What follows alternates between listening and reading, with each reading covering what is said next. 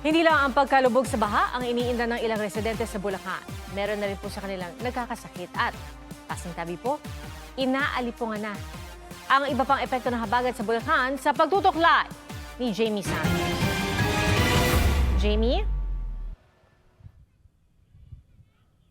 Pia, bahagyang nakahinga ngayong Sabado ang mga taga-Bulacan matapos nga ang ilang araw na halos walang tigil ang pag-uulan. Kaninang umaga sumikat ang araw dito sa ilang parte ng lalawigan pero hindi natatapos dyan ang problema sa baha. Dahil sa ilang lugar mataas pa rin ang baha at ilang residente na ang nagkakasakit. Bangka at mga improvised na balsa na ang gamit ng mga residente sa ilang bahagi ng Malolos, Bulacan dahil hanggang bewang ang baha sa loob ng kanilang lugar. Dahil hindi na maipasok ang kanilang mga sasakyan, ipinarada nila ito sa MacArthur Highway sa Barangay Longos.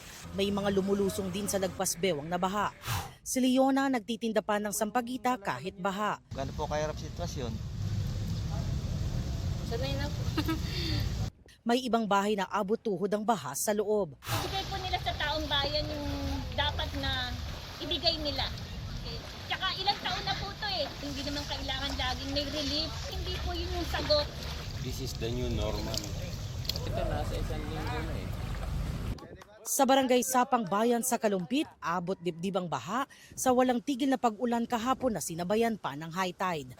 May mga residenteng hindi lumikas at nananatili na lamang sa ikalawang palapag ng kanilang mga bahay. Hindi po kami talaga bumabakit. Mahirap po sa evacuation. Mas mahirap po sa napakasama-sama. Si Josefina nalubog sa baha ang inimbak na bigas. Nakikikain na lang po ako. Nagkasakit nga po ako eh.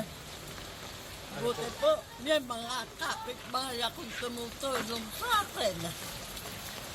Ayon sa kapitan ng Barangay Kanyogan, may mga lugar doon na hanggang bewang ang baha. May mga nagkakaalipungan ng araw tulad ni Joey. Madalas anya siyang nalulubog sa baha. Lumikas ang kanyang pamilya kabilang ang 1 taong gulang na anak. Nananatili sila sa covered court ng barangay. Nangangamba ang barangay na posibleng dumami pa ang mga nagkakasakit habang tumatagal ang pagkakababad sa baha. Nagkakalipong ha. Masakit mo pag nagkakalipong tapos lulusong ulit. Nakapagbigay na kami mga doxycycline, yung ibang mga gamot sa ubo, sa lagnat. Ngayon po, naubusan na kami ng stock ng doxy, yung mga gamot sa ubo, yung pampahid po na cream para sa alipunga. Pia, habang patuloy na hinihintay ng mga residente na tuluyan ng humupa ang baha, hiling nila pang matagalang solusyon sa taon-taon nilang problema sa baha. At yan ang latest mula rito sa Kalumpit, Bulacan. Balik sa iyo, Pia. Maraming salamat, Jamie Santos.